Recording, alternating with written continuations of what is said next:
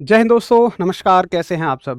उम्मीद है एकदम शानदार, लाजवाब, ज़बरदस्त, बेहतरीन, जिंदाबाद और बड़े ही बेहतर अंदाज में अपनी तैयारी को अंजाम देते हुए मेरे सभी प्यारे से भाई बहन जो इच्छा रखते हैं कि हमारे परिवार में भी एक सरकारी नौकरी हो, जिनकी इच्छा है उस मध्यम परिवार से निकलकर एक सरकारी नौकरी को प्राप्त करने की और अपने घर परिवार की स्थिति को पूरी तरह से बदलने की, जिनके हमेशा आँखों में घूमती रहती है माता-पिता की वो आँखें, जिनमें एक सपना है कि कब हमारा बेटा या बेटी भी सरकारी नौकरी पे लगे, जिनके सामने घूमते रहते हैं हमेशा वो अपने छोटे भाई-बहनों के चेहरे, जो ये देखते हैं कि यार हम कब एक अच्छे स्कूलों में पढ़ना शुरू करेंगे। तो आशा करता हूँ आप अपने घर के ऐसे ही ज़िम्मेदार बेटे और बेटियों में से एक हैं और बड़ी ही मेहनत के साथ तैयारी कर रहे होंगे। देखिए, तैयारी मैंने भी की है और जब भी मैं आपको कुछ ऐसी बात बताता हूँ ना, तो अपनी तैयारी के दिनों से रिलेट करके ही बताता हूँ।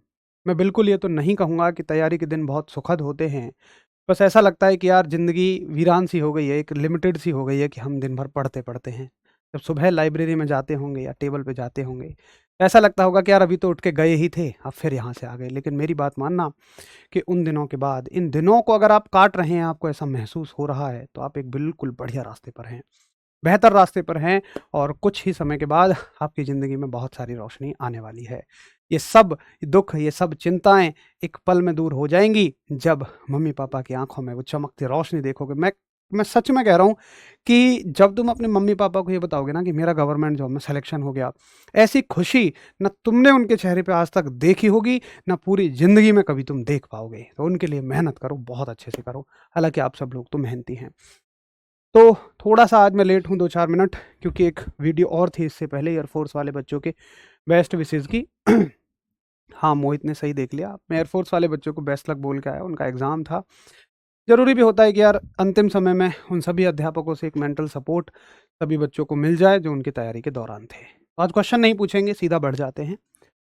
और ऊष्मा एवं तापमान के इस तीसरे चैप्टर में आज हम शुरुआत करेंगे कल के छोड़े हुए टॉपिक से।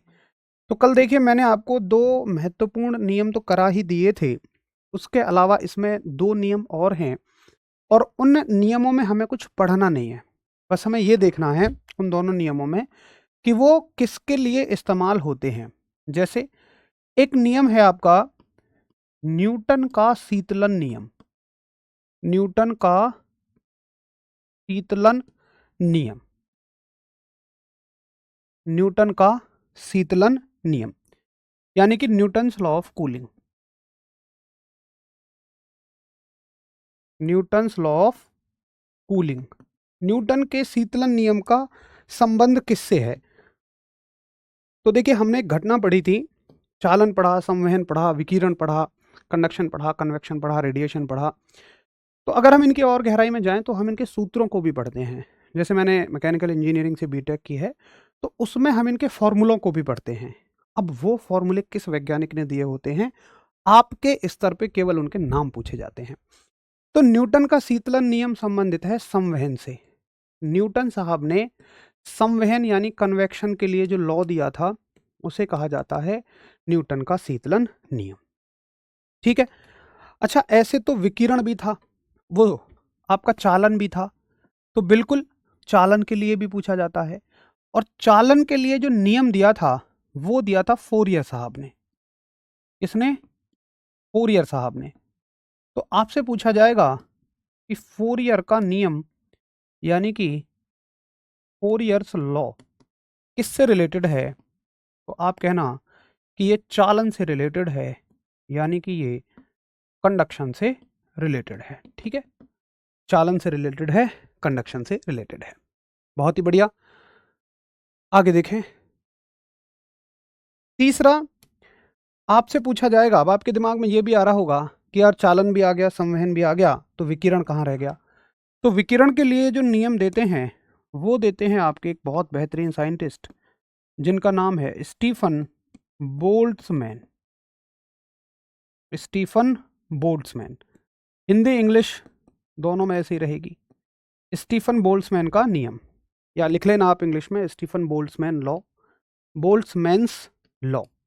तो स्टीफन बोल्ट्जमैन साहब किससे संबंधित नियम आपको दे रहे हैं? विकिरण से संबंधित नियम दे रहे हैं, यानी कि रेडिएशन से रिलेटेड नियम दे रहे हैं। अब देखिए, कि ये दोनों नियम हमें अंदर जाके पढ़ने की कोई ज़रूरत नहीं है, लेकिन यहाँ पे हमें नियम भी पढ़ना पड़ेगा। आप कहोगे इन्हें चालन, संवहन और विकिरण में क्यों नहीं पढ़ा दिया? क्योंकि हम नियमों की बात एक साथ कर लेते हैं, फिर वीन का नियम बच जाता, किरचॉफ साहब का नियम बच जाता। इसलिए मैंने आपके सिलेबस को अपने हिसाब से आपकी सुविधा अनुसार बांटा हुआ है। किताबों में उन्हीं के साथ ये नियम मिलेंगे, लेकिन मैं इनको अलग से करवा देता हूँ नियमों के साथ, ताकि सुविधा मिल जाए। अब इस नियम के बारे में आपसे पूछा जाएगा, और ये नियम क्या कहता है कि देखो, जैसे मानो कोई गर्म वस्तु है, ये मान लो कोई गर्म वस्तु है, ठीक है, यानी कि एक हॉट बॉडी है, और ये किसी टेम्परेचर TH पे है, TH पे। अब ये क्या करेगी, अगर आसपास का, अगर ये गर्म है तो हम कह रहे हैं इसके आसपास का एटमॉस्फेयर नॉर्मल है, तो ये अपने अंदर से ऊष्मा का उत्सर्जन करेगी, अपने अंदर से हीट निकालेगी। ये अपने अंदर से लगातार हीट एमिट करती रहेगी हर एक दिशा में, इधर भी, इधर भी, इधर भी। तो इससे जो निकलने वाली हीट है, अगर मैं इसे Q कहूँ, Q क्या है? हीट, यानी कि ऊष्मा, ऊष्मा। और इसका जो क्षेत्रफल है, इसका जो एरिया है, इसको मैं A कहूँ, यानी कि A क्या है? एरिया, क्षेत्रफल। और मान लीजिए कि मैं T समय के दौरान इसकी ऊष्मा देखता हूँ। कितने समय के दौरान? T समय के दौरान, यानी T टाइम में चेक करूँगा कि भाई, क्योंकि समय के हिसाब से तो ये लगातार हीट को ज़्यादा करती जाएगी। भाई 1 सेकंड में 5 जूल, 2 सेकंड में 10 जूल, 3 सेकंड में 15 जूल, ऐसे लगातार करेगी।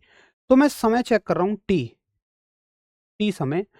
तो इससे जो निकलने वाली ऊष्मा है, उसका फॉर्मूला क्या होगा? उसका फॉर्मूला होगा Q बराबर सिग्मा एरिया डेल्टा T की पावर 4।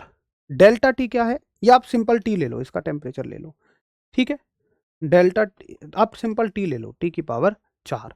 T क्या है? इसका तापमान, ठीक है। और इसको TH ना कह के आप सिंपल T ही कह दो। ये हो गया इसका फॉर्मूला, जो कि आपको बढ़िया से याद रखना है। अच्छा, इसमें टाइम भी ले लो, हाँ सॉरी, सिग्मा ए, एक सेकंड रुकेंगे यार, इसमें टाइम भी आएगा, सिग्मा ए T की पावर 4 इंटू टी। अब एक दोस्त क्या पूछेगा कि भैया मैंने ना, जो ये फॉर्मूला आप लिख रहे हो, इसको ऐसे पढ़ा है, Q बराबर सिग्मा T की पावर 4, मैंने उसको ऐसे पढ़ा है। मैं कहूँगा तुमने भी सही पढ़ा है, मैं भी आपको सही बता रहा हूँ, लेकिन बस फ़र्क इतना है कि जब आपने इसको यहाँ पढ़ा होगा तो आप इसको Q कहते हैं, जिसकी यूनिट है जूल, ठीक है। और जब आप ऐसे पढ़ते हैं तो आप इसकी यूनिट डिफाइन करते हैं joule per metre square second, joule per metre square second. यानी कि इसके नीचे ए और टी होते हैं जो कि छिपे हुए रहते हैं, ये मानो। तो ये बड़ी गहराई की बात है। इससे क्या फायदा मिलेगा? इससे हमें इसके मात्रक को समझने में हेल्प मिल जाएगी। अब कहीं उठा के देखना सिग्मा का मात्रक क्या रहता है। सिग्मा के मात्रक की आप बात करोगे, एक सेकंड रुको, मैं जगह बनाता हूँ, दूसरी स्लाइड पे नहीं ले सकते, इसको यहीं कवर करेंगे, एक सेकंड रुको। सिग्मा का मात्रक, अब आप देखो, चाहे आप यहां से निकालो, चाहे आप यहां से, आप कहोगे भाई सिग्मा का मात्रक होगा जूल, ए नीचे आएगा, टी नीचे आएगा, ये स्मॉल टी नीचे आएगा, तो जूल, ए नीचे आएगा मीटर स्क्वायर, स्मॉल टी नीचे आ जाएगा सेकंड, और ये नीचे आएगा तो केल्विन, केल्विन की power 4, joule per metre square second, kelvin की पावर 4, ठीक है। अच्छा, यहां से भी निकाल लो चाहे तुम, अगर सिग्मा की यूनिट यहां से भी निकालोगे तो अब की बार खाली टी की पावर 4 नीचे आएंगी, और टी का मात्रक केल्विन है, तो ये पूरा, यानी कि joule per metre square second, और भैया नीचे कितना आ जाएगा? केल्विन की पावर 4। देखो दोनों जगह से यूनिट सेम है, ठीक। तो आप कहीं से भी फॉर्मूला पढ़ लीजिए, बस आप अगर ये पढ़ते हैं तो कुछ एक्स्ट्रा याद नहीं रखना, ये पढ़ना है तो याद रखना होगा कि यहाँ पर ऊष्मा की यूनिट में सेकंड और मीटर स्क्वायर छिपा हुआ होता है, ठीक है। तो एक बार सभी दोस्त नोट करिए और मुझे बताएं क्या मुद्दा आपको समझ में आया। बहुत ही बढ़िया। और आपकी सैलरी कितनी है? या लोचन, ज़िंदगी में ना खुश रहने का एक तरीका बताता हूँ तुम्हें, कभी किसी से किसी की सैलरी मत पूछना, क्योंकि ये एक ऐसी चीज़ है, मुझे नहीं लगता कि इसे इंसान इसलिए पूछता होगा कि यार मैं ये देख लूँ कि वो कितना खुश है। हमेशा इंसान इसलिए पूछता होगा क्योंकि तुरंत फिर वो तुलना करता है कि मैं जितना कमा रहा हूँ या मैं जितना कमा सकता हूँ उसकी तुलना में दूसरा व्यक्ति कितना कमाएगा। आज तो खैर नहीं, आप विद्यार्थी जीवन में हैं, आपकी नौकरी लग जाएगी, आपका दोस्त कहीं और लगेगा, आप उससे पूछोगे। अब उसकी सैलरी अगर आपसे 10,000 ज़्यादा है तो आपको इंस्टेंट दुख होगा, और अगर उसकी सैलरी आपसे 10,000 कम है तो फिर आपको खुशी हो जाएगी। अब सोचिए, आपके खुशी होने के मायने और दुखी होने के मायने आपकी सैलरी पे निर्भर नहीं कर रहे, अब आपकी दोस्ती पे निर्भर, दोस्त की सैलरी पे निर्भर कर रहे हैं। तो भाई ऐसी खुशी और दुख ही क्या जिसे तुम दूसरों से महसूस करो। आपकी खुशी और आपका दुख मात्र आपसे महसूस होना चाहिए। तो आप कभी किसी से सैलरी मत पूछो, बस दुआ करो भाई सब खुश रहें। ठीक है? तो जिनको बहुत ज़्यादा इसमें नहीं जाना गहराई में, वो मैं बताऊंगा आपको कितना पढ़ना है केवल। वो बस ये याद रखो, स्टीफन बोल्ट्जमैन का नियम किससे संबंधित है? विकिरण से संबंधित है। बहुत सादा सादा सी बात बता रहा हूँ, क्योंकि जितना मैंने इसमें समझाया है ना, उससे दोबारा में भी आपको नहीं समझ में आएगा। फिर मैं आपको सिंपल सिंपल बात बता रहा हूँ जो एग्जाम में आएंगी। इतनी कहानी नहीं पूछेगा, आपसे पूछेगा कि बताओ स्टीफन बोल्ट्जमैन का नियम किससे संबंधित है? विकिरण से। आपसे पूछेगा स्टीफन बोल्ट्जमैन नियतांक जो कि सिग्मा है, इसका मात्रक क्या है? तो आप कह देना joule per metre square second kelvin की पावर 4। खत्म। इससे ज़्यादा कुछ नहीं पूछेगा। आपसे पूछेगा इसकी वैल्यू कितनी होती है, तो तुम कह देना इसकी वैल्यू होती है, इसकी वैल्यू होती है भाई 3.1 3.45, sorry 3.45 into 10 to the power minus, sorry 5.67, 5.67 into 10 to the power -8। ऐसे याद रखो, 5, 6, 7 और 10 की power -8। 5.67 into 10 to the power -8 इतनी इसकी यूनिट होती है। खत्म। ठीक है? तो बिल्कुल भी आप परेशान मत होइए इसके नियम को लेके कि हमें क्या पढ़ना है, कैसे पढ़ना है। सिर्फ आपसे ये बात पूछी जाएगी कि भाई इसका मात्रक क्या होता है और इसकी वैल्यू क्या होती है। खत्म। ऐसे मत समझो कि मैं आपको समझाना नहीं चाह रहा हूँ, मैं आपको बचा रहा हूँ बॉदरिंग से। अगर आपको पहली बार समझ नहीं आया तो फिर दोबारा में भी समझ नहीं आएगा, इसलिए आप थोड़ा सा याद कर लो। जरूरी नहीं है कि कोई समझने की चीज़ अगर 45 मिनट में समझ में आ रही है, हो सकता है याद रखने में 1 मिनट में याद हो जाए, तो कोई ज़रूरत नहीं है 45 मिनट टाइम वेस्ट करें। तो आप सभी सेटिस्फाइड हैं, पूरी तरह संतुष्ट हैं? अगर हाँ तो फिर हम आगे बढ़ जाएंगे और हम ऊष्मा एवं तापमान के एक दूसरे क्षेत्र में चलते हैं जिसका नाम है ऊष्मा गतिकी।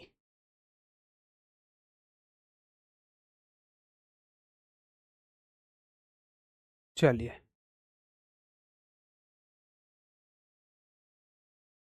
मैं मोनू सूर्यवंशी का एक बार वो दे दूँ मुझे स्क्रीनशॉट। और एक बच्चे को और केमिस्ट्री की डिमांड थी, हालांकि मैं डेली बोलता हूँ मैनेजमेंट में, आज एक बार फिर से बोलूँगा ये बात।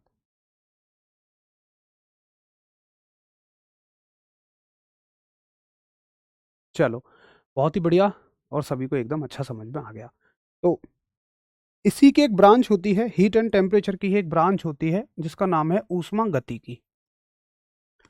कांस्टेबल स्तर पे हम ऊष्मा गतिकी को कभी भी नहीं पढ़ते, थर्मोडायनेमिक्स को हम कभी भी नहीं पढ़ते हैं, लेकिन यहाँ पर हम थर्मोडायनेमिक्स को पढ़ेंगे। कुछ इंपॉर्टेंट चीज़ें थर्मोडायनेमिक्स की यहाँ पे अवश्य पढ़ेंगे। तो ऊष्मा गतिकी है क्या? तो ऊष्मा गतिकी है, अगर आप इसके नाम पे जाएंगे तो इसका नाम है ऊष्मा प्लस गतिकी। ऊष्मा प्लस गतिकी यानी कि थर्मल, थर्मो कहाँ से आया है? थर्मल से, और डायनामिक्स का मतलब डायनामिक। तो नाम से आप समझ गए होंगे कि वह विज्ञान की शाखा है ये जिसमें हम ऊष्मा की गति का अध्ययन करते हैं। यानी कि अगर ऊष्मा बह रही है, एक जगह से दूसरी जगह जा रही है, तो उसके साथ क्या क्या चेंजेस हो रहे हैं, क्या क्या परिवर्तन हो रहे हैं, क्या वो लेके जा रही है अपने साथ, क्या हम चाहते हैं लेके जाए, इन सब चीज़ों के बारे में हम ऊष्मा गतिकी में पढ़ते हैं। तो ऊष्मा गतिकी हो गया ऊष्मा की गति का अध्ययन, ऊष्मा की गति का अध्ययन, ऊष्मा की गति का अध्ययन यानी कि study of motion of study of motion of heat. ऊष्मा की गति का अध्ययन क्या कहलाता है? ऊष्मा गतिकी कहलाता है। अब ऊष्मा गतिकी में ना कुछ नियम होते हैं, और ये नियम ही बड़े इंपॉर्टेंट होते हैं आपके। कुछ नियम होते हैं, और हमें वैसे तो ऊष्मा गतिकी में कुल 3 नियम होते हैं, लेकिन आपके स्तर पे केवल हमें 2 नियम पढ़ने की आवश्यकता है। पहला नियम शून्यवां नियम और दूसरा पहला नियम। तो ऊष्मागतिकी के नियमों पे चलते हैं। अगली हेडिंग डाल लेंगे, है ना? क्योंकि वहाँ चलो यहीं से शुरू कर लेंगे। हेडिंग डालिए ऊष्मागतिकी के नियम। यहीं से सवाल आता है, यानी कि laws of thermodynamics. Laws of thermodynamics. देखिए क्या लॉज होते हैं थर्मोडायनामिक्स के। पहला नियम होता है इसमें जीरोथ लॉ। जीरोथ लॉ यानी कि शून्यवान नियम। अब तुम कहोगे भैया ये बताओ कि नियम तो हमेशा एक से शुरू होते हैं, फिर ये शून्य से क्यों शुरू हो रहा है? थर्मोडायनेमिक्स में टोटल 4 नियम होते हैं। Zeroth, first, second, third law. अब तुम कहोगे यार जब 4 नियम थे तो फर्स्ट, सेकंड, थर्ड, फोर्थ नाम रख देते। बिल्कुल आपकी बात सही है, लेकिन देखिए समस्या ये थी कि सबसे पहले हमने खोजा पहला नियम, उसका नाम प्रथम नियम रख दिया। उसके बाद हमने एक नियम खोजा जो कि पहले नियम को समझने के लिए ज़्यादा ज़रूरी था। हाँ, ऐसा हुआ। मान के चलो कि जीरो जीरो की खोज कब हुई? मान लो ऐसा मान लो 1, 2, 3 के बाद हुई, तो 9 पे जाके हम ऐसे तो रुक जाते अगर 9 तक नंबर हम बना लेते, जब तक जीरो नहीं होती। तो अगर 8 के बाद भी जीरो की खोज हो रही है, तो हमें जीरो को सबसे पहले रखना पड़ा होगा। तो शून्यवें नियम को हमें सबसे मतलब उस नियम को हमें सबसे पहले रखना था। अब हमारे पास 2 ऑप्शन थे। पहला ऑप्शन, जितनी दुनिया में किताबें छप चुकी थी, उन सब किताबों को मँगवाया जाए, उनकी रीप्रिंटिंग कराई जाए, लोगों को संदेश दिए जाएँ कि अब पहले नियम को आप दूसरा कहेंगे और जो अभी आया है उसको पहला नियम कहेंगे। मेरे हिसाब से ये बहुत इम्पोर्टेंट, ये बहुत बड़ी दिक्कत का काम है, ऐसा तो संभव ही नहीं था। तो साइंटिस्टों ने क्या सुझाव दिया कि इसको 1 से पहले रख दो, शून्यवां नियम कह दो इसको। आगे बात समझ में? तो उसको बोलते हैं हम ज़ीरोथ लॉ, यानी कि शून्यवां नियम। अब नियम समझो, और अगर नियम समझ में ना आए तो बिल्कुल परेशान मत होना, क्योंकि नियम से कोई सवाल नहीं आएगा। जहाँ से सवाल आएगा वहाँ से मैं आपको बता दूंगा, हालाँकि आसान है नियम को समझना भी। देखिए, शून्यवां नियम क्या कहता है? मान के चलिए आप 3 दोस्त हैं, और 3 दोस्त नहीं है, आपके 2 दोस्त हैं। आपके 2 दोस्त हैं, कहाँ-कहाँ? एक आपका दोस्त है, नौकरी कर रहे हैं आप, वहाँ हैं, और एक आपके स्कूल का दोस्त है। वो दोनों एक-दूसरे को नहीं जानते, लेकिन आपके दोनों दोस्त हैं। अब आपने कहा कि यार चलो कहीं न किसी दिन घूमने चलते हैं। तुम्हारी तो दोस्ती दोनों से पक्की है। तुम तीनों कहीं घूमने चले गए। तो क्या ऐसा होगा कि वो केवल तुमसे बात कर रहे होंगे, आपस में कोई बात नहीं कर रहे होंगे? शायद नहीं। भाई निश्चित ही वो आपस में भी बात करेंगे, एक-दूसरे से बात करेंगे, तो वो खुद भी दोस्त हो जाएँगे। अब समझो इस नियम को कि ये हो आप, जिनको मैं बोल रहा हूँ ए। ये हो आप हैं ए, और ये आपके दोनों दोस्त हैं बी और सी। ये हो गया बी और ये हो गया सी। तो थर्मोडायनामिक्स का शून्यवां नियम क्या कहता है कि अगर ए बी के साथ तापीय संतुलन में है, मैं लिख भी दूंगा इसको, पहले समझो। तापीय संतुलन में है, दोस्ती का मतलब यहाँ पे तापीय संतुलन। तापीय संतुलन का मतलब दोनों के ताप बराबर हैं, तथा ए सी के साथ भी तापीय संतुलन में है। यहाँ पर भी दोनों के टेम्परेचर बराबर हैं, थर्मल इक्विलिब्रियम में है। जब एक वस्तु ठंडी हो, एक वस्तु गर्म हो, और दोनों को मिलाया जाए तो वो कैसी हो जाती हैं? कुछ देर के बाद गर्म वस्तु ठंडी होने लगती है, ठंडी गर्म होने लगती है, दोनों के ताप बराबर हो जाते हैं, और हम कहते हैं कि ये थर्मल इक्विलिब्रियम आ गया है। तो अगर ए बी के साथ थर्मल इक्विलिब्रियम में है, ए सी के साथ भी थर्मल इक्विलिब्रियम में है, तो बी को भी सी के साथ थर्मल इक्विलिब्रियम में आना पड़ेगा। ये कहता है आपका शून्यवां नियम। ठीक है, पहले मैं इसको लिख दूं, फिर तुम अभी ये सोचोगे इसका इस्तेमाल क्या है ज़िंदगी में, अभी मैं आपको वो बताऊँगा। तो पहले मैं इसको लिख दूँ, मैं कहता हूँ कि यदि यदि अ, अच्छा ये क्या है? निकाय हैं, सिस्टम है।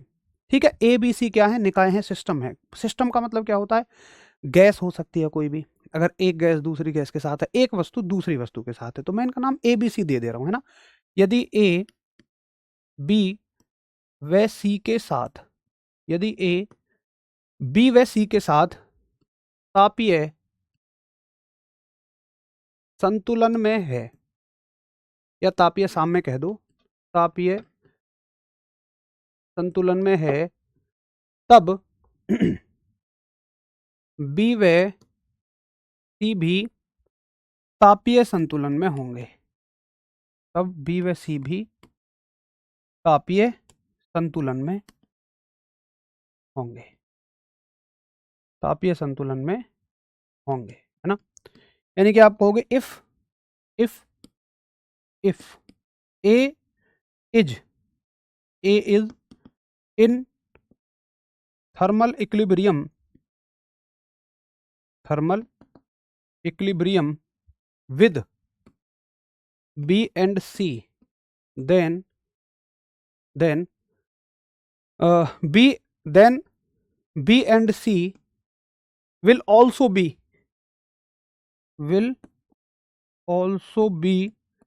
in thermal equilibrium. ठीक है, इक्विलिब्रियम के ऐसे लिख दूंगा मैं शॉर्ट में। ये आपको समझ में आ गया, बड़ा आसान है वैसे। अब ये देखा जाए तो जिंदगी में क्या इस्तेमाल है इसका, देखिए आप गौर करिए तापमापी पे, थर्मोमीटर पे, जिसका इस्तेमाल डॉक्टर साहब आपके शरीर का तापमान बताने में करते हैं। वो वर्क कैसे करता है, देखो थर्मोमीटर में भरा होता है पारा। पारे का मतलब मरकरी। कभी देखा है आपने मरकरी? वो नहीं है जो खेतों में जिस दिन ठंड पड़ जाती है तो गांव में खेतों में जो फसल होती है उस पर ना सफ़ेद सफ़ेद जम जाता है, जिसको तुम कहते हो पारा पड़ रहा। तो पारा, वो पारा नहीं होता, पारा एक धातु है जो अलग है बिल्कुल। तो थर्मोमीटर में भरा होता है पारा, और पारे की खासियत होती है कि ये ऊष्मा का सुचालक है, यानी कि ये हीट का बढ़िया कंडक्टर है। इसको ऊष्मा दोगे तो इसमें ऊष्मा ऊपर चढ़नी, मतलब ऊष्मा अगर इसको दोगे तो ये फैलना शुरू हो जाता है। यानी अगर पारा यहाँ तक भरा हुआ है इसमें और इसको ऊष्मा दे दो तो फिर ये थोड़ा सा ऊपर चढ़ जाएगा। ये इसकी खासियत है, इसीलिए इसको थर्मोमीटर में भरा जाता है। अब डॉक्टर क्या करेगा कि तुम्हें या तो टंग के नीचे लगवाता है, जीभ के नीचे, या अंडर आर्म में लगवाएगा, बगल में लगवाएगा थर्मोमीटर को। अब क्या कभी आपने देखा है कि आपके मुंह में पूरा थर्मोमीटर घुसेड़ दिया हो उसने? ऐसा भी नहीं करेगा। या पूरा ऐसा नहीं है कि थर्मोमीटर को ऐसे लगाने को कहेगा, लो भैया दबा लो इसको, नहीं। अब वो हमेशा ऐसे बोलेगा, आधा सिरा मुंह में रहना चाहिए, आधा बाहर रहना चाहिए। ऐसा क्यों बोलता है? क्योंकि देखो ये थर्मामीटर है तुम, और तुम्हारी बॉडी है तुम्हारा स्कूल का दोस्त, और ये बाहर का जो हिस्सा है ये है ऑफिस का दोस्त। अब तुम जो हो, तुम दोनों के साथ थर्मल इक्विलिब्रियम में हो, इसलिए जो पारा है वो तुलना करता है, ये पारा तुलना करता है तुम्हारे शरीर के तापमान की बाहर के तापमान की तुलना में, और जितना ज्यादा होता है उतना बता देता है। सामान्य तापमान से कितना ज्यादा तापमान किसी वस्तु के शरीर का है। तो इस पर आधारित यहां से सवाल नहीं आएगा, यहां से सवाल यहां से आएगा कि बताओ शून्यवें नियम पर क्या आधारित है, ये सवाल पूछा जाएगा। ये बिल्कुल नहीं पूछा जाएगा, तो इसको इंपॉर्टेंट मार्क करना कि शून्यवें नियम पर थर्मामीटर आधारित है। तो आप कहोगे कि जो थर्मामीटर होता है, यानी कि थर्मोमीटर, इसी पर आधारित है। थर्मोमीटर इसी सिद्धांत पर कार्य करता है, इसी सिद्धांत पर कार्य करता है। यानी कि thermometer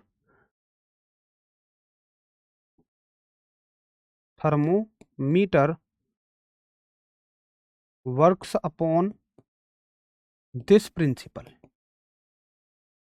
thermometer works upon this principle, ठीक है, वो इसी सिद्धांत पर कार्य करता है। अच्छा, आपसे सवाल पूछा जाएगा, आपसे सवाल पूछा जाएगा कि बताइए थर्मोमीटर का आविष्कार किसने किया था? तो इसके जो आविष्कारक हैं, इसके जो आविष्कारक हैं, आविष्कारक होता है ना, इसको आ लगाओ यहां, आविष्कारक यानी कि इन्वेंटर, वो हैं आपके R.H. फॉलर। एक साइंटिस्ट हुए जिनका नाम है R.H. फॉलर। ईयर पूछे तो कह देना 1931 में। ये दोनों चीजें पूछी जाती हैं कि 1931 में R.H. फॉलर साहब ने थर्मोमीटर का आविष्कार किया, जो कि शून्यवें सिद्धांत पर कार्य करता है।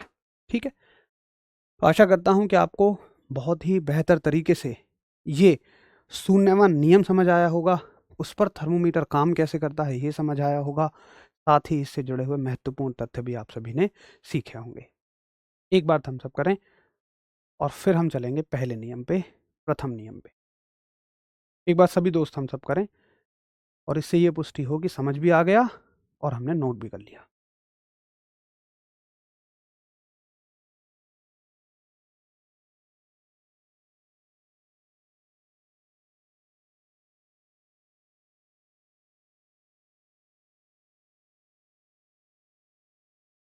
राज कुछ ज़्यादा समझ आ रहा है, ये सब बीटेक में पढ़ा हुआ है। चलो बहुत बढ़िया। और वैसे मैंने भी ये सब चीज़ें बीटेक से ही सीखी थी, और कॉलेज में मेरे हिसाब से उतना ज़्यादा समझ में नहीं आता। मैंने भी ये सब चीज़ें बीटेक में नहीं, बीटेक की तैयारी जब मैं कंपटीशन की तैयारी करता था उस समय ज़्यादा गहराई में पढ़ना होता है। क्योंकि अभी जहाँ पे मेरी जॉब है वहाँ ऑल इंडिया 11 वैकेंसी थी कुल। मतलब हमारे फील्ड में होता ही ऐसा है, इंजीनियरिंग में थोड़ी पोस्ट भी ठीक रहती हैं, तो पोस्ट के हिसाब से वैकेंसी कम ही होती है। तो वहाँ पे पेपर भी मुश्किल ही आता था, वैकेंसी कम है, कट ऑफ ज़्यादा जाती थी, इसलिए वहाँ ज़्यादा पढ़ना होता कॉलेज के कंपैरिजन में। चलो बहुत बढ़िया, सभी को बढ़िया समझ आया। अब चलते हैं हम लोग ऊष्मागतिकी के प्रथम नियम पे। ऊष्मागतिकी का प्रथम नियम यानी कि फर्स्ट लॉ। फर्स्ट लॉ, अब देखिए फर्स्ट लॉ को बहुत ही बेसिक भाषा में मैं आपको एक्सप्लेन करता हूँ। और फर्स्ट लॉ में क्या पढ़ेंगे आप कि देखिए मान लो एक बाइक का इंजन है, एक बाइक का इंजन है, तो इंजन क्या कर रहा है हमारे लिए? इंजन पहिए को घुमा रहा है जिससे बाइक आगे जा रही है। यानी कि इंजन तुम्हारे लिए मैकेनिकल वर्क कर रहा है, यांत्रिक कार्य कर रहा है। ठीक है, इंजन में अंदर क्या चल रहा है? बहुत मोटा मोटी मैं तुम्हें बताऊं तो इंजन में वो पेट्रोल जो इंजन में जाता है या डीजल या सीएनजी गैस, उसमें लगती है आग, और आग लगने से वो धक्का देता है आपके पहिए को। वो इंजीनियरिंग तरीका होता है कि कैसे वो होगा, बस आप इतना समझिए कि आग लग रही है और आग से मिल रहा है आपको मैकेनिकल वर्क यानी यांत्रिक कार्य। यानी कि वहां पर जो हीट है, वहां पर जो ऊष्मा है, वो किस में कन्वर्ट की जा रही है? कार्य में कन्वर्ट की जा रही है। अच्छा, मान के चलिए किसी समय पे आपको जरूरत है, किसी समय पे आपको जरूरत है वर्क यानी कार्य की। मान लो आपको 20 जूल के कार्य की जरूरत है, ठीक है, और इंजन ने हीट दे दी 30 जूल की। कार्य आपको कहां से मिल रहा है? ऊष्मा से मिल रहा है, हीट से मिल रहा है। यहां पे पता है बहुत अच्छे तरीके से तुम ये सीखोगे कि किस प्रकार से हीट और वर्क अलग अलग नहीं है। इसलिए अलग नहीं है क्योंकि ऊष्मा से ही कार्य मिलता है। और मान लो इंजन ने ऊष्मा दे दी भैया 30 जूल की। अब बताओ 20 जूल तो चलो यूज हो जाएगी, बाकी की 10 जूल का क्या होगा? बाकी की 10 जूल का हम क्या करेंगे? तो बाकी की 10 जूल को हम स्टॉक कर लेते हैं, हम कर लेते हैं स्टोर। इंजन में कैसे स्टोर होती है वो नहीं जानना हमें, मैकेनिकल इंजीनियरिंग का पार्ट, एक चीज होती है जिसमें स्टोर हो जाती है। मान लो हर चीज में ऐसे ही है। तुमने खाना खाया, ऐसा तो नहीं है कि तुम्हें 2 किलोमीटर दौड़ना है, उसके लिए तुम्हें एक रोटी चाहिए तो तुमने एक रोटी अब खा ली। फिर तुम्हें फावड़ा चलाना है 1 घंटे, उसके लिए आधा रोटी चाहिए, आधा रोटी तुमने खा ली। फिर तुम्हें अपना पढ़ाई करनी है 3 घंटे, उसके लिए तुम्हें एक एक गिलास दूध चाहिए तो एक गिलास दूध पी ले। ऐसा थोड़ी है। हम खाना दिन में एक निश्चित समय पे खाते हैं, उससे ऊर्जा स्टोर होती रहती है और धीरे धीरे हम कार्य की फॉर्म में लेते रहते हैं। यही मशीनों के साथ हुआ होता है। जितनी हमें कार्य चाहिए होता है हम उससे ज़्यादा या कम की ऊष्मा लेते हैं। पहले आप ज़्यादा का केस समझो, ज़्यादा की ऊष्मा लेते हैं और बाकी को वो अपने अंदर स्टॉक कर लेता है। तो जो तुम स्टॉक कर रहे हो अपने अंदर, कहाँ अंदर, उसको बोला जाता है आंतरिक ऊर्जा।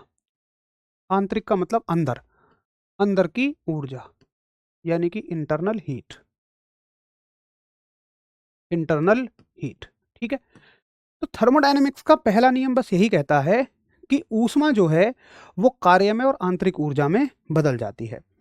अब देखो अगली बार क्या हुआ, अगली बार मान के चलिए तुम्हें जरूरत थी 15 जूल के काम की, ठीक है, लेकिन यहां से तुम्हें मिल पाया केवल 5 जूल। तो यहां का बचा हुआ जो 10 जूल है तुम उसको एब्जॉर्ब कर लोगे। ठीक है, और अब ये कैसे ली जाएगी? माइनस में ली जाएगी कि भाई यहां से तुमने ऊर्जा ले ली है, तो उस बची हुई आंतरिक ऊर्जा का इस्तेमाल जैसे हम करते हैं वैसे ही कोई भी मशीन करती है। तो आपको इतनी गहराई में नहीं जाना, बस आपको ये समझ लेना है कि किसी भी वस्तु को दी गई ऊष्मा बराबर होती है किए गए कार्य के और आंतरिक ऊर्जा के। इसी को हम कहते हैं ऊष्मागतिकी का पहला नियम।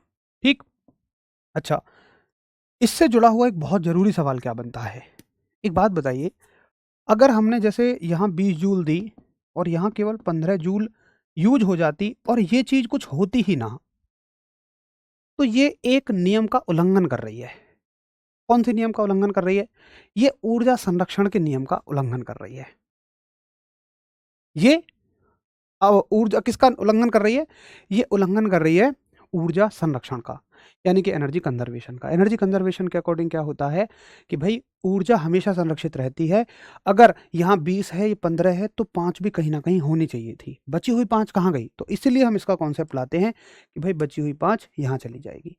तो सवाल आता है कि बताओ, या तो ऐसे आएगा कि ऊर्जा संरक्षण की पुष्टि किस नियम से होती है? तुम कहोगे ऊष्मागतिकी के प्रथम नियम से। या सवाल आएगा ऊष्मागतिकी के प्रथम नियम से हमें क्या पता लगता है?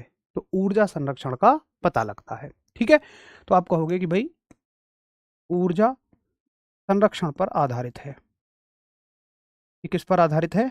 ऊर्जा संरक्षण पर आधारित, यानी कि based upon energy conservation, based upon energy conservation. ठीक है, कि ये ऊर्जा संरक्षण के नियम पर आधारित होता है। बस इतनी सी बात इससे पूछी जाएगी। तो एक बार कृपया हम सब करें कि हाँ, मुझे अच्छे से समझ में आ गया ऊष्मागतिकी का पहला नियम क्या होता है। सर जो भी क्लास छूट जाती हैं मैं रिकॉर्डेड देखता हूँ, क्योंकि आपके टीचिंग पे बहुत भरोसा है। चलिए भाई, बहुत सारा आभार नवनीत, और आप मेहनत कर रहे हैं, अच्छी बात है, बहुत बढ़िया बात है।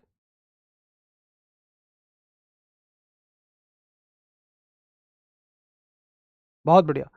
Consequences is the law of conservation of energy. Pradeep गजब एकदम, वेरी गुड, बहुत बढ़िया। रामेश्वर पांडे जी बिल्कुल बढ़िया आप कह रहे हैं। तो सभी को हल्की फुल्की जानकारी भी है, अलग अलग अपनी अपनी भाषा में सभी कुछ ना कुछ बता ही रहे हैं, वेरी गुड। मेयर का फॉर्मूला ये नहीं होता है, मेयर का फॉर्मूला इससे आगे कराएंगे।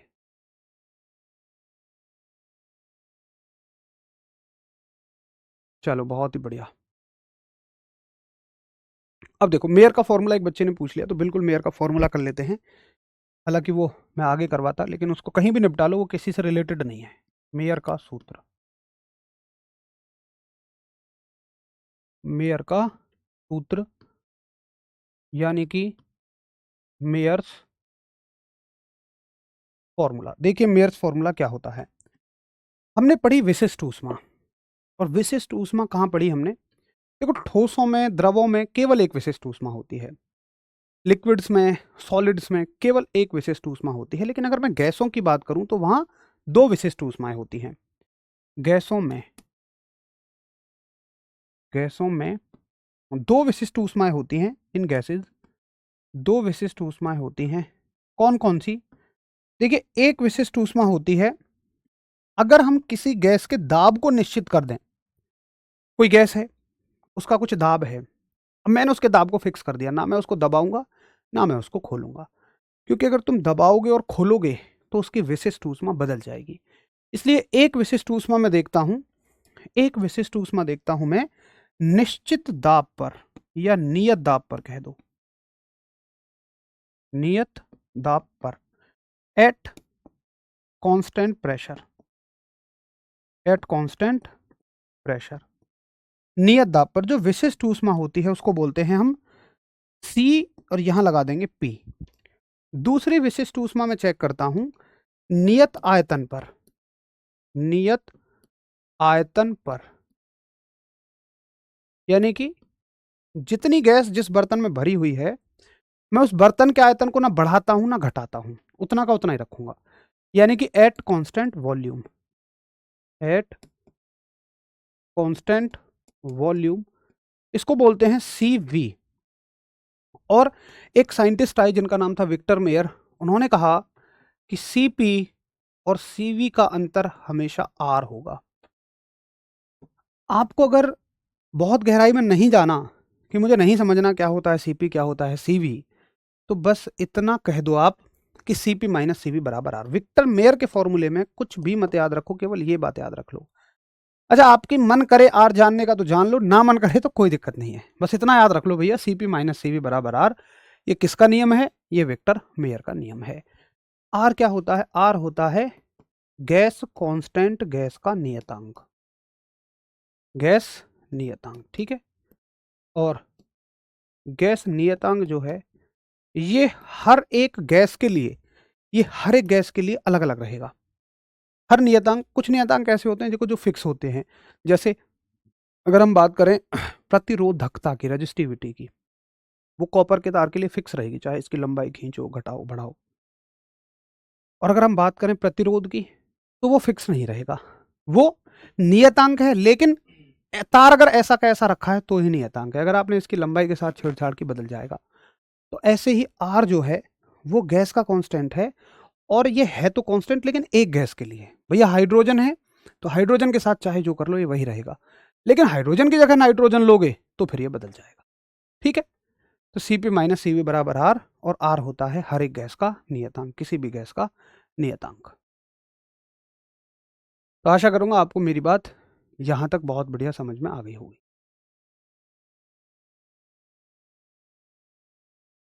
ठीक है, एक बार नोट करेंगे और थम्स अप कर लेंगे। खाली हमें इतना याद रखना है, Cp माइनस Cv बराबर आर। एक बार सभी दोस्त नोट करेंगे और थम्स अप करेंगे। पीपीटी 1 में कितने क्वेश्चन अटेम्प्ट करने होते हैं? भाई अटेम्प्ट का तो ऐसा कुछ नहीं है, तुम्हें जितने आ रहे हैं उतने अटेम्प्ट करो। अब मैं कह दूं 20 अटेम्प्ट करने, तुम्हें 30 के सवाल आंसर आ रहे होंगे, तो इसमें कैसे छोड़ोगे तुम 10 को?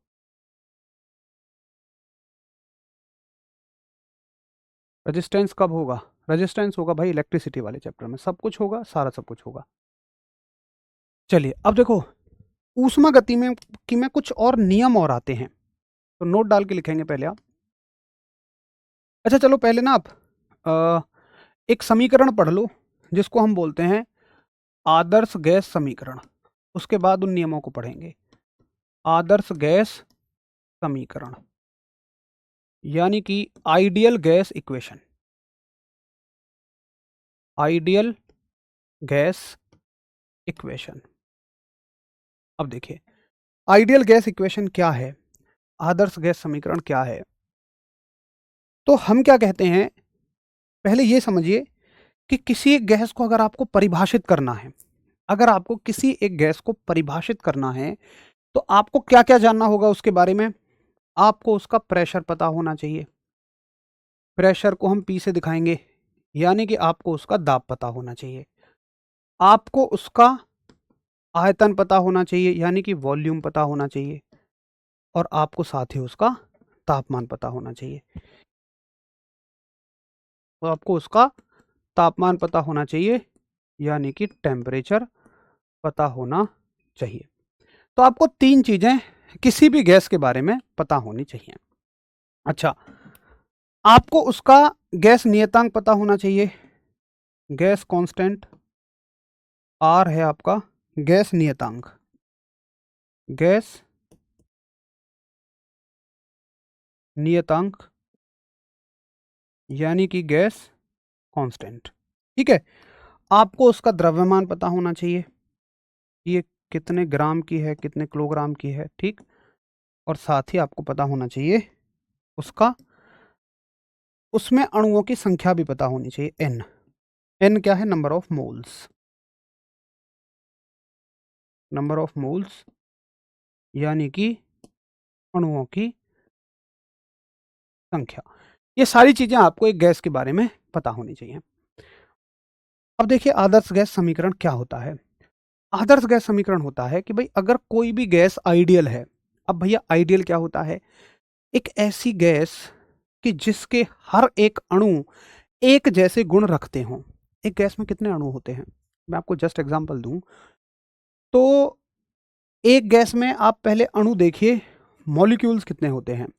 तो जैसे मान लो आप ले रहे हो H2, तो H2 गैस में दो मॉलिक्यूल हैं, दोनों हाइड्रोजन मॉलिक्यूल हैं।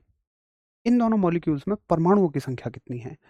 तो हर एक गैस के किसी एक अणु में परमाणुओं की संख्या समान होती है। ये बात किसने कही थी? आवोगाद्रो साहब ने। इस बात को याद रखना, अणु के अंदर परमाणु रहता है और परमाणुओं की संख्या हमेशा समान रहती है। कोई भी गैस चाहे सही, समान द्रव्यमान पे समान परमाणु उसमें रहते हैं कि भैया एक गैस में इतने ही परमाणु रहेंगे। ठीक है, अच्छा अब एक उसको क्या, हाँ आइडियल गैस किसको बोलते हैं हम? हाँ तो मैं कह रहा था परमाणु होते हैं भाई बहुत सारे। कितने परमाणु होते हैं? तो परमाणु होते हैं लगभग 10 की पावर 23। यार ये तो बहुत सारे परमाणु हैं। तो इतने परमाणुओं में हर एक परमाणु एक जैसा होना चाहिए, उसको कहते हैं हम आदर्श गैस। एक जैसे का मतलब हर एक परमाणु एक दूसरे के गुण फॉलो करना होना चाहिए। अगर एक का तापमान 100 केल्विन है तो दूसरे का भी 100 होना चाहिए। एक गोल है, दूसरा भी गोल होना चाहिए। एक की मोटाई इतनी है, दूसरे की भी इतनी होनी चाहिए। लेकिन ऐसा हो नहीं पाता। इतने सारे परमाणुओं में कैसे संभावना हो जाएगी कि यार ऐसा हो जाए? लेकिन हम मान लेते हैं, क्योंकि अगर तुम नहीं मानोगे तो फिर तुमसे कहा जाएगा तो ठीक है, हर एक परमाणु के बारे में अलग अलग कैलकुलेशन करो। एक H2 का एक मॉलिक्यूल यानी एक अणु है ना, एक अणु में परमाणु कितने, 10 की पावर 23। भैया तुम्हारी 10 जिंदगियां निकल जाएंगी, तुम हाइड्रोजन की स्टडी नहीं कर पाओगे एक ही अणु की। तो हम ये मान लेते हैं भैया जैसा एक है वैसे ही सब है, एक की स्टडी कर लो, बाकी सबके लिए लगा देंगे। इस गैस को कहा जाता है आदर्श गैस। तो हम अपनी कैलकुलेशन से बचने के लिए ऐसा कर लेते हैं। ठीक भैया, तो कोई भी गैस आदर्श कब होगी? अब उसके आदर्श होने के पैरामीटर हैं।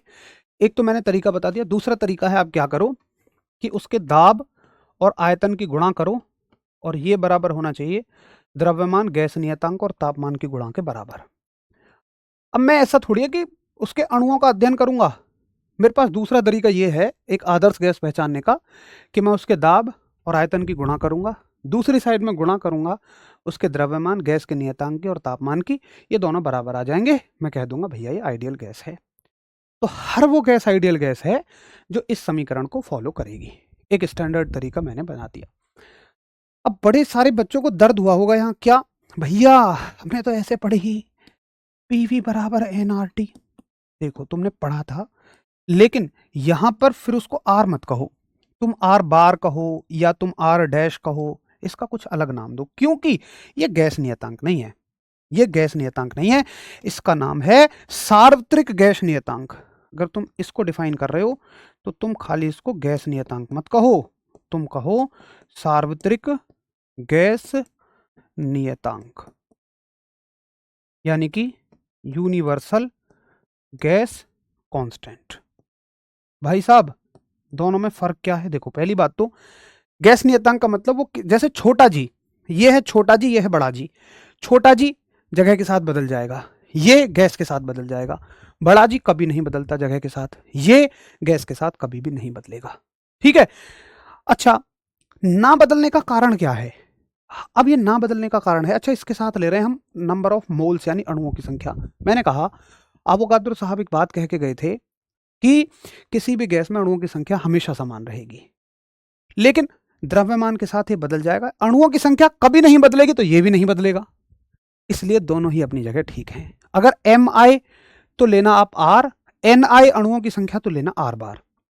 क्या दोनों की मात्रक में कोई फर्क है? भाई बिल्कुल फर्क होता है।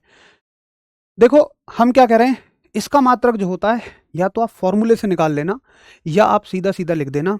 इसका मात्रक होता है, आर का मात्रक तो होगा जूल पर केजी केल्विन, और इसका जो मात्रक होगा, इसका मात्रक होगा जूल पर केजी की जगह अणुओं की संख्या को मोल में मापते हैं, आपको याद हो तो जूल की जगह क्या रख दोगे आप? मोल रख दोगे, जूल पर मोल केल्विन।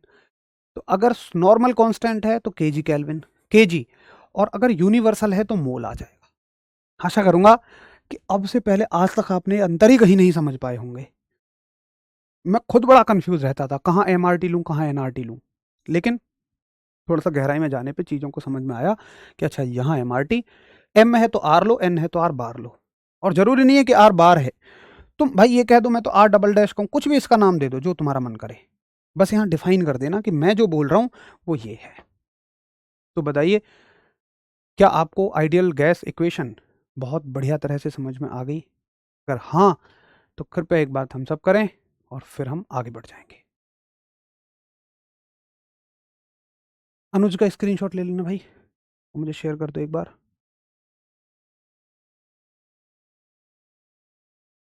सर जी नाइट ड्यूटी करके तैयारी करनी पड़ती है 13 घंटे की गार्ड की। यार मैंने सबसे ज़्यादा ड्यूटी के साथ पढ़ाई करने वाले बच्चे शायद इस बैच में पाए हैं, और मैं हर उस बच्चे से कहूँगा, मैंने पहले भी कहा कि अगर आज आप अपनी मेहनत के साथ दिन काट रहे हैं तो मेरा आपसे वादा है कि सुख चैन के दिन भी आप ही काटेंगे।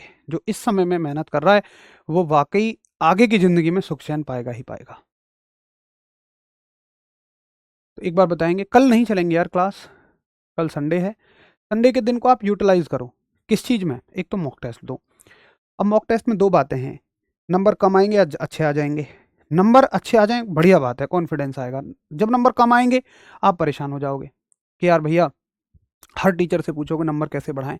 मैं अभी आपको तरीका बता रहा हूँ, नंबर ऐसे बढ़ाओ। देखो अगर आप फ्रेशर हैं, जितना आपका सिलेबस कंप्लीट हुआ है किसी भी टॉपिक का, बस ये देखो क्या उसमें से तो मुझसे गलती नहीं हुई है। अगर नहीं हुई है तो नंबर, बाकी जो आपने पढ़ाई नहीं है अभी तक उसके नंबर कटे हैं तो कोई समस्या नहीं है, फिर तो नंबर कम हो रहे हैं कोई दिक्कत नहीं।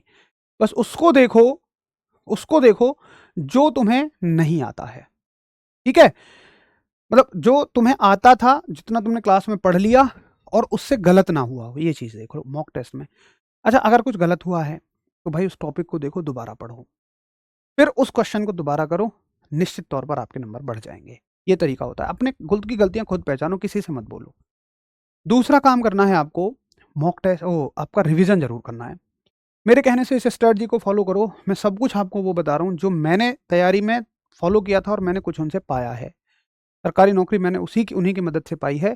तो शुरू से लेकर लास्ट तक जितना भी अब तक तुमने पढ़ लिया उसका रिवीजन जरूर कर लेना। एग्जाम के समय में आपको मज़ा आ जाएगा। ये डर जो आपको लगता है ना एग्जाम के समय में कि यार पढ़ा तो बहुत कुछ है लेकिन पढ़ाता लग नहीं रहा, दो ऑप्शनों में हमेशा कन्फ्यूजन रहता, वो कभी भी नहीं होगा अगर तुम रिवीजन प्रॉपर करके आओगे, ठीक है। तो इसके आगे कल चलते हैं मेरे दोस्तों। आशा करता हूँ यहाँ तक सब कुछ बढ़िया रहा होगा। इसके आगे की क्लास मंडे को करेंगे, तो ऊष्मा एवं तापमान का ही हम चौथा लेक्चर लेंगे और उसमें हम इस गैस का, इस इक्वेशन का इस्तेमाल करेंगे, कुछ नियम पढ़ेंगे, बॉयल्स का, चार्ल्स का, आप सभी ने पढ़े होंगे गैलुसैक का, वो इस इक्वेशन की मदद से निकल जाएंगे सारे के सारे, कुछ भी रटना नहीं रहेगा। तो अच्छे से इसको बढ़िया तरह से, बेहतर तरह से रिवाइज जरूर करके आना। मिलते हैं कल, नमस्कार, धन्यवाद। मॉक टेस्ट बिल्कुल फ्री में रोजगार विद अंकित एप्लीकेशन पे सुबह 6 बजे आपका ओपन हो जाता है।